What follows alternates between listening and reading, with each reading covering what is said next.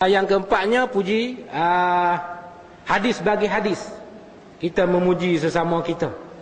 Kita memuji sesama kita. Kita kata si Dolah ni baik, kita puji. Si Dolah, si Minah ni cantik, kita puji. Minah hang cantiknya, kita puji. Empat jenis puji tersebut dasar ni lillah, bagi Allah. Empat kepujian dasar ni lillah dengan mana? Mustahakun, layaklah bagi Allah. Maknanya puji ni hanya layak bagi Allah. Maknanya keempat-empat puji tadi ni, walaupun dia keluar daripada puji kita sesama kita, dia kembali kepada Allah Subhanahu Wa Taala. Allah Taala puji dia, sama telah lah kembali kepada dia. Allah Taala puji makhluk dia, memang kembali kepada dia. Supaya kita puji satu benda yang kita buat. Kita kata tukang rumah, rumah ni elok aku buat, balik kepada tukang rumah tu lah. Begitu juga kalau orang puji, makhluk puji Allah, balik kepada Allah. Kita tengok, kita tanya sebuah makhluk ni, kita tengok rumah. Rumah ni elok. Tu. Rumah ni elok, buat dengan seni, ada kesenian rumah ni. Siapa buat tu? Tu tukang tu. Balik kepada tukang yang buat rumah tersebut tadi ni. Tu. Kita puji Allah, mana balik ke dia?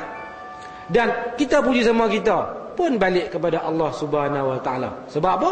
Sebab Allah yang menjadikan kita. Kita puji kata kawan ni baik. Baik tu siapa yang bagi jadi baik? Itu Allah yang bagi jadi kawan tu baik. Maka puji tu kembali Allah. Sabit itulah puji ni puji ni kadang-kadang puji ni kadang-kadang diharuskan kita puji, dan kadang-kadang diharamkan kita puji. Tu. Sekiranya kita puji kepada orang yang tak sepatutnya, dengan pujian tersebut kita puji orang tu, tapi benda tu tak ada pada dia, sifat kepujian tu tak ada kepada orang tu, maka haram kita puji dia. Sebab apa? Sebab puji tadi ni tak balik kepada Allah. Puji tadi tak balik kepada Allah.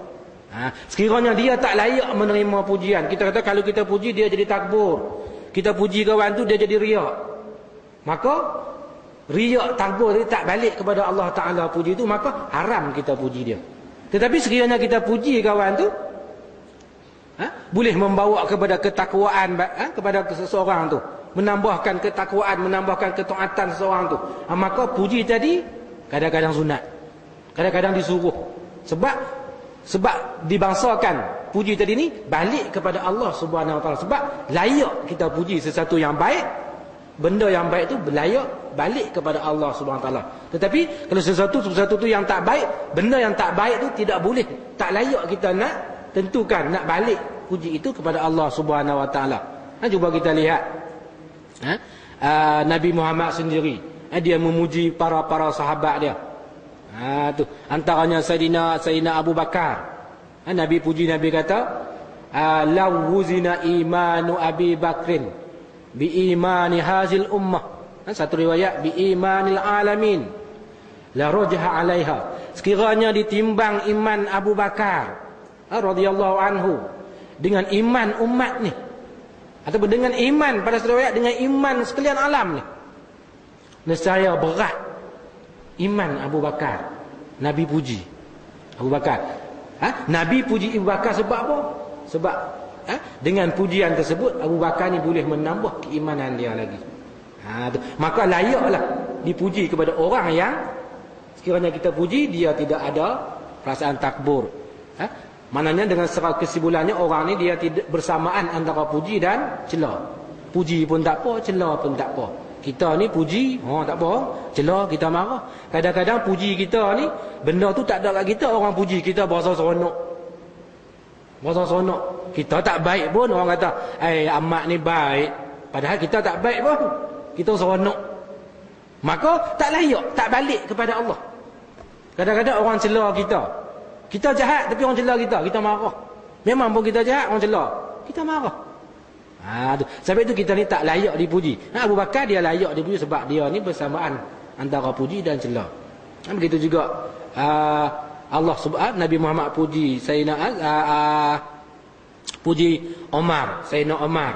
Nabi kata, sekiranya ada lagi Nabi selepas aku, engkau Muhammad Umar akan jadi Nabi. Tetapi tak ada dah Nabi selepas aku. Tu Nabi puji sahabat-sahabat dia. Dengan cara umumnya Nabi puji ashabikan nujum. Sahabat-sahabat aku ni seperti bintang. Sahabat aku ni umpama bintang. Mana sesuatu yang elok. Tu bintang. Idola dia panggil. Kita lah ni tak, bintang kita artis. Tu bintang kita artis. Orang main bola tu bintang kita. Tetapi Nabi kata ashabku bintang. Mana apa bintang? Bintang ni makna sesuatu orang yang kita boleh ikut. Kita boleh buat panduan. Bintang ni orang buat panduan. Kalau kita nelayan nakhoda ni dia guna bintang untuk buat panduan arah dia nak tuju. Tu sahabat ni idola yang perlu kita ikut. Sebab Nabi puji dia apa tu? Bi ayyi muhtadaitum ihtadaitum. Dengan mana yang kamu ikut, kamu dapat petunjuk. Tetapi kita sekarang kita ikut artis, ikut pemain bola. Pemain bola buat rambut sebang terjun, kita pun buat weh. Mudah-mudahan agak-agak kita kononnya itu benda yang baik.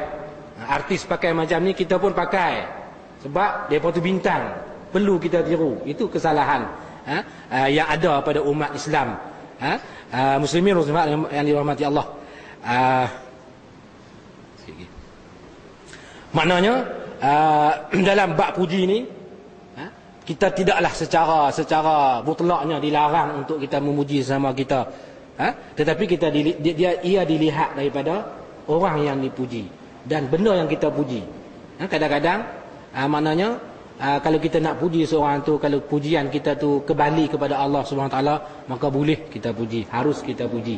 Kalau pujian kita terhadap seseorang tu dia boleh tidak layak puji itu nak dibangsakan kepada Allah, maka itu haram kita puji.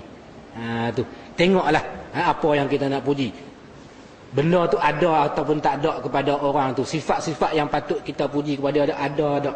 Kalau tak ada, tak usah puji, dia panggil bohong. Dia panggil bohong. Dan orang-orang yang zalim, tu tak perlu kita puji, tu tak patut kita puji. Saya ingat satu hadis Nabi yang Tok Guru saya rajin baca. Tetapi saya tak jumpa lagi dalam kitab hadis. Tapi dia rajin baca hadis ni. Dia kata Nabi Muhammad SAW pernah bersabda dalam hadis kursi kalau tak silap saya, la taqulu lizzalimi sayyidu wa man qala dhalika faqad asallah faqad asa rabbah atau kama qala. Janganlah kamu memuji orang, janganlah kamu berkata kepada orang yang zalim ni, mana orang jahat. Kata apa? Kata sayyidu. Sayyidu ni bahasa puji. Datuk, tuan, tu as-sayyidu dia panggil. Tuan, datuk. Tu bahasa-bahasa yang memuji seseorang, yang menaikkan pangkat kedudukan seseorang. Jangan kamu kata macam tu, Nabi kata. Sekiranya kamu kata kepada orang yang zalim perkataan as-sayyidu tadi, sesungguhnya kamu telah berdosa kepada Allah Subhanahu wa taala.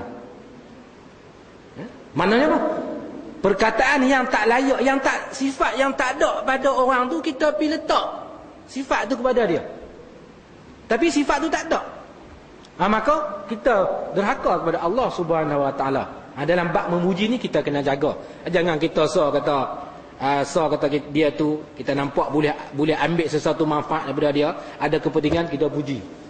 Tu dia panggil apa? Dia panggil lobby. Dahana, mudahana, dalam masyarakat kata mudahana. Tu dia panggil lobby. Kawan tak baik pun kita kata baik, nak apa? Nak duit dia. Nak sign dia, nak sokongan dia, nak kabel dia. Kita puji. Ada kepentingan. Tu dia panggil lobby. Sayyidina Ali kata, man danahaka faqad khasyaka. Siapa-siapa yang melobi engkau, dia tu tipu engkau tu. Orang tu menipu engkau tu. Kita tak ada pun sifat kepujian. Dia pergi kata kita ni baik dan sebagainya, puji. Mana dia bohong kita lah. Tu puji weh. Baik. Pujian-pujian itu bagi Allah. Allah mana? Tuhan, badal pada Allah. Tuhan yang menerangkan hati-hati kekasihnya. Menerangkan hati-hati kekasihnya dengan nur iman. Ini dengan nur yang diserupakan dengan iman. Maknanya orang yang ada iman ni, hati dia terang. Iman mana? Iman yang diserupakan dengan nur. Dia panggil kalau orang yang mengaji ilmu ma'ani, ilmu balaghah ni, dia panggil idhafat musyabbah bih kepada musyabbah. Yang ni nur iman, mana iman yang diserupakan dengan nur. Nur ni cahaya. Apabila ada cahaya kepada kita, kita boleh nampak jalan. Kita boleh nampak sesuatu. Baik, orang tu apabila ada iman di dalam hati dia, Nabi Mahabak mati hidup balik, dia nampak. Akhirat ada, dia nampak. Dosa pahala ada. Buat baik dapat pahala, buat jahat dapat dosa, dia nampak. Sebab apa? Sebab iman tu ialah nur, cahaya. Dia boleh menampak, menerangkan apa yang gelap, yang tak nampak. Tapi sebaliknya kalau orang tu tak ada iman, macam gelap. Dalam gelap kita tunjuk, tu nampak tak tu? Burung di atas pokok bunyi tu. Tunjuk dalam gelap. Tak nampak sebab gelap, sebab tak ada cahaya.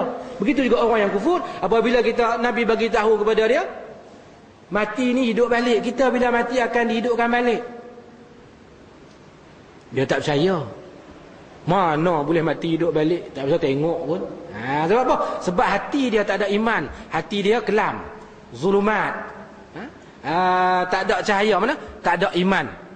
Inilah yang banyak dalam Al-Quran. Saya kalau tak silap saya lebih daripada 9 ayat yang berkaitan dengan nur, dengan zulumat.